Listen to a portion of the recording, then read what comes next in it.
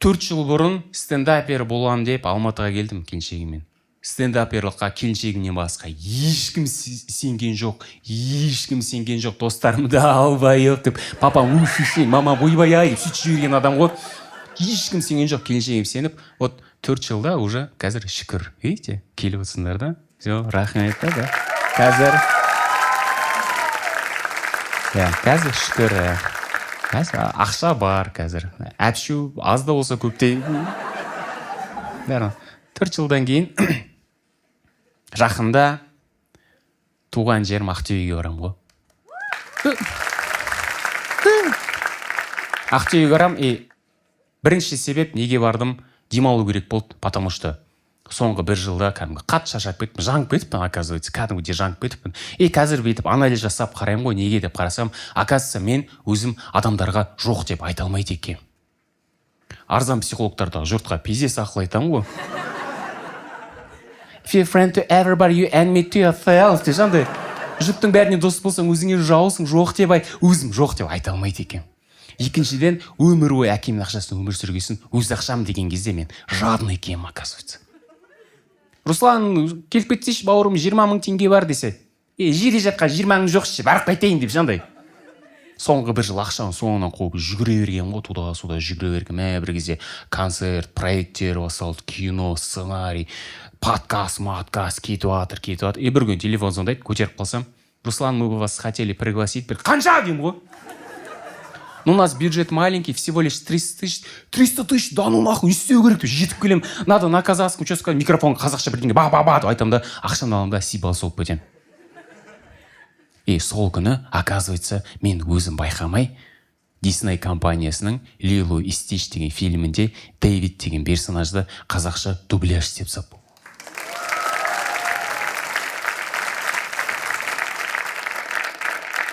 Ол кино әлем бойынша ең бірінші Қазақстанда 1 ай бұрын қазақша көрсетілді ғой. Сояқта мен даусым жүр кәдімгідей.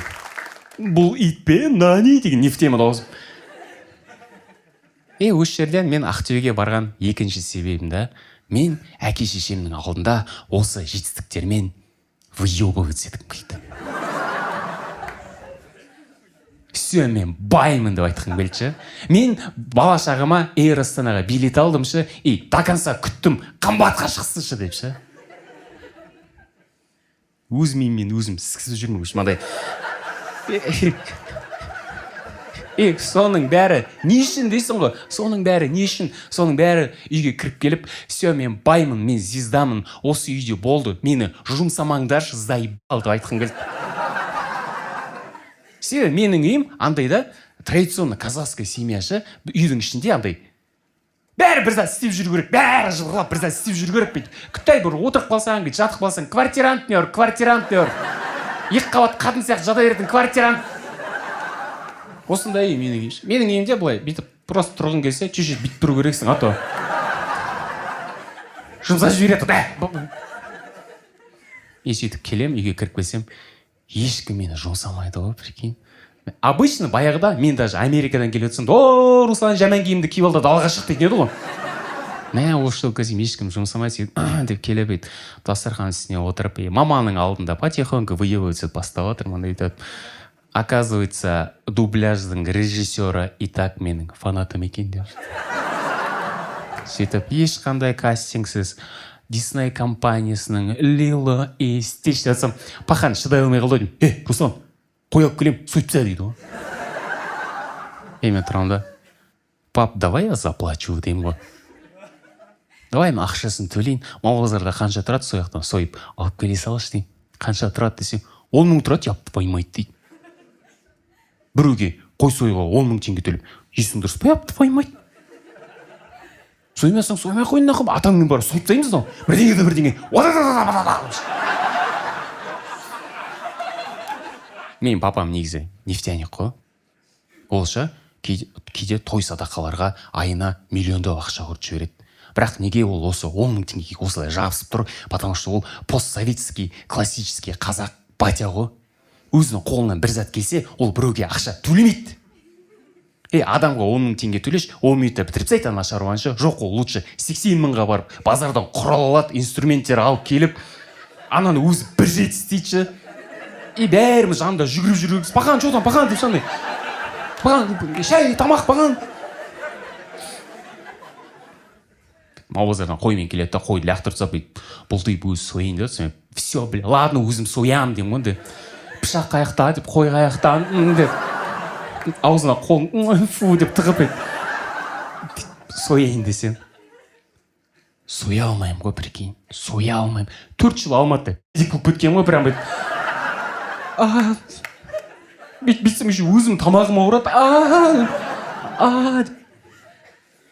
Мен 5 жыл бұрынша қойды Ақтөбеде как делать нехуй соятын едім. Сенде жазық жоқ, менде азық жоқ.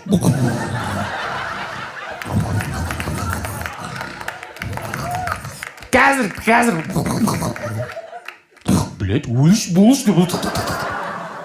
Мына жерде тұрмады. Сенде жазық жоқ, менде азық жоқ.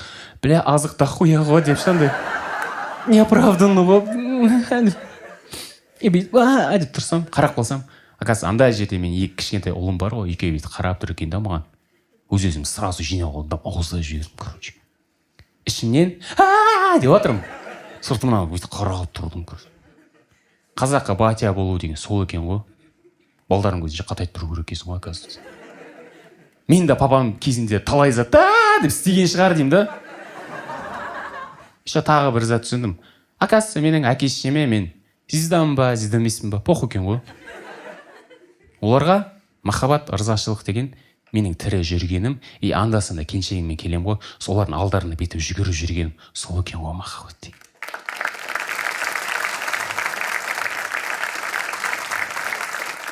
Ақша. Соны түсіндім. Короче, Ақтөбеде 4-5 күн бойы, короче, бүткіл шаруаны істеймін, жүгіріп жүрмін, үйде жүгіріп жүрмін. Ана істепсам, мына істеп. Аяққа барып қайтам. Мынаны қазып тастап, нахуй керек, өзім қазып сөйтіп жүгіріп жүрсем, мама бір күні Руслан ыдыс жуып тасташы дейді ғой. Алматинский оянып кетіп, все, блядь, деген все, жұмыс істеу керек, қуасыңдар ма, мен Айтөре деген режиссерді білесіңдер ме, мен соның сценаристімін ғой, блядь, ноутбугым қаяқта, нормальный кофейня бар ма, қалада андай. Алмайтын деп. Бір кофейняға келем да, еще терезенің жанына отырып алғаным ғой, адамдар мені көрсінші деп ше, андай. Рахмет, ол мен. Тық жазып жатсам, бір кезде бүйтіп есік ашылады да, бүйтіп 2 қыз кіріп келеді былай. Біріншісі келеді да, Руслан аға, саламатсыз ба, мынау менің сестренкам, оның проблемасы бар, және ол проблеманы сізге айтқысы келіп тұр дейді. Арзан психолог кім қарады шақырдыңдар, бар ма жаудан? Білмейтіндерге, біз арзан психолог деген тілеген деген досым екеуміз проект жасадық. Адамдар бізді реально психологты ойлап қалды. Бізге Инстаграмда күніне 45 проблема келеді. Күніне 45 проблема. Мынандай проблема. Ладно, оқып атсаң астында. Игнор дейтін көт екенсің. Көшеде да, менде проблема барды келіп тұр. Ең басына басталған кезде ана қыз келеді да, как будто бір микрофон берген сияқты просто келіп алдыма отырады да, бүйтіп. Менің 3 жыл бойы жүрген жігіттен біз айырылысып кеткеннен кейін сразу үйленіп кетті. Менің артымнан басқа жігіт жүгіріп жүр. Барлығы мен үшін істейді, бірақ менің оған сезімім жоқ. Менің әлі бұрынғы жігітіме сезімім бар. Не істейін дейді. Қасында тілеген болған жоқ ше, андай. Маған не дейсің дей салатын ше. Енді бүйтіп отырамын да. Психолог болып бастаймын, ауру. Деймін да, ал сізді бұрынғы жігітіңіздің қандай қасиеті қызықтырды деймін. Бивший бандит қой, бірдеңе бір... Все деймін. Хорошо, все. Получается, сізді мына альфа-самцовая фигня қызықтыратын болып тұр ғой деймін. Альфа-самцовый. Мына қасиет қазіргі жігітіңізде жоқ сияқты ғой десем. Наверное, но бірақ мен қазір не істейін дейді. Жасың қанша десем 23-те дейді. Айналайын, бұл туралы 23-те ойлап не істейсің? Лучше бар, өміріңді сүр, мақсаттарыңды қу, өз-өзіңді жақсы көр, өз-өзіңді сыйла десе. Жоқ, оның бәрі понятно дейді. Мен қазір не істейін дейді. Қазіргі жастардың проблемасы сол екен. Мен нормальнымын ғой, мен просто не істейін, казахская горячая картошка ғой. Ответственность сен айтшы дейтін. Не істейін. Мен чешеді, әрі отырасың ба, терезеден адамдар мені көрмей. жоқ не істейін дейді. Мен отырамын да айтамын, Қазақстан статистикасына сенсек, сенің бывшийің скоро ажырасып кетеді деймін. Бывший бандит тем более. Бар да соған қосыл дедім. Соны деп тат кетіп қалды ана қыз. Мен отырып ойлаймын да, ажырасу деймін. Біз қазірде бізде ажырасу өте көп қой. Біз әлем бойынша екінші орындамыз ғой, білесіңдер ма? Если Google-ға бейт теріп қарасаң да, реально Қазақстан екінші орында тұр. Бірақ бейт Google-ға теріп екінші орын флаг Қазақстан көрген кезде чуть-чуть мақтанып қалады екенсің. Кім бірінші орындайын? Мальдивы ма? Тоже біздің қазақтар шығар, барып ажырасып жүрген сияқты. Ажырасу өте көп қазірде, өте көп. Қазірде қоғам ажырасуға жеңілірек қарайды қазірді. Жеңіл қарайды қазір. Как будто біреу жұмыстан шығып кеткен сияқты ғой. Ладно, хуй сен дейді, болды. Болады ондай дейді. Мен 90 жылдары Шалқарда өстім да, ол заманда естеріңде ма, қоғам ажырасуға өлім сияқты қарайтын еді ғой. Біреу ажырасып кетті десе, как будто біреу өліп қалған сияқты қабылдайтын еді адамдар. Қалай ажырасып кетті? Неге ажырасып кетті? Неге ажырасып кетті? Неге ажырасып кетті дейді. Ішті ұрды, изменять етті. Ойбай. Неге ажырасып кетті, бірақ дейші. Причина развода не болды. Сондай заман болды. Ешкім ажыраспайтын еді. Себебі ол заманда, оказывается, әйел адамның ажырасуға құқығы болмаған екен. Потому что ол заманда ер адамның семьядағы единственный важный критериясы был, чтоб он был болған екен ғой. Байың болса, сен ажырасу құқығың болмаған, ажырасу. Күләнда қаншық, не айтып тұрсың, қаншыға, ол қаншық сенің байың бар дейді. Жартымыздікі наркоман болып өліп қой, жартымыздікі атып кетті, сенің байың бар, қаншық, не айтып тұрсың дейді. Ақша тапса, вообще, қаншыға, ақша тауып отыр, ақша. Бірақ оның басқа қалада басқа қатыны бар екен. Мужик, екі семья бағып отыр. Сен қатынға не жетті? Сондай заман болды. Оказывается, көбіміздің ақша тапқан, тірі жүрген пахандарымыз білген істеген екен ғой. Картоп жарған екен ғой, Ол кезде домашнее насилие деген болған жоқ. Ол кезде ыдыс аяқ сылдырлайды деген болды. Ол кезде измена деген тоже болған жоқ. Ол кезде ет жеген нормально, бірақ анда-санда макарон. Сондай болды. Осындай заман болғасын, көбіміздің пахандарымыз, оказывается, тиран болыпты ғой. Тиран болған екен. Мамаларымыз эмоцияларын шығара алмағасын, манипулятор болған екен. Соның бәрі еще бізге құйылатын еді ғой. Дың-танк, ашышы деп кетсең, мамаң нектен, неужели я таких детей воспитываю? Ашышы,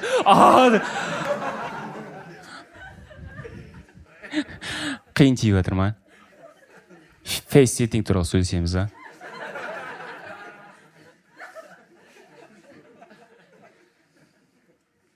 Мамаларымыз кезінде папаларымыз бетіне отырды ма екен вообще? Тоже елестетіп жібердіңдер ма чуть-чуть?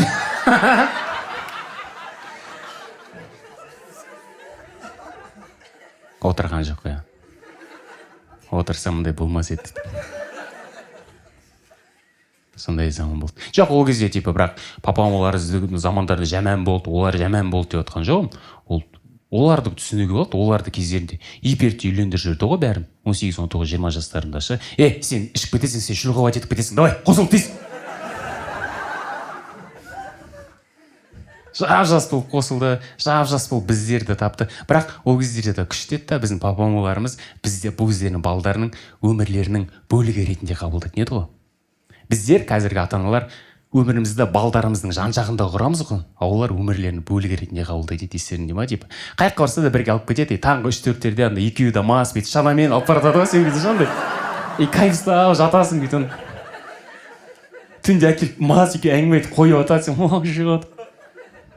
Так өзім білмеймін енді, мен өзім, мен әке-шешемнің кезінде қанша қиын болса да ажыраспағандарына рахмет айтқым келеді.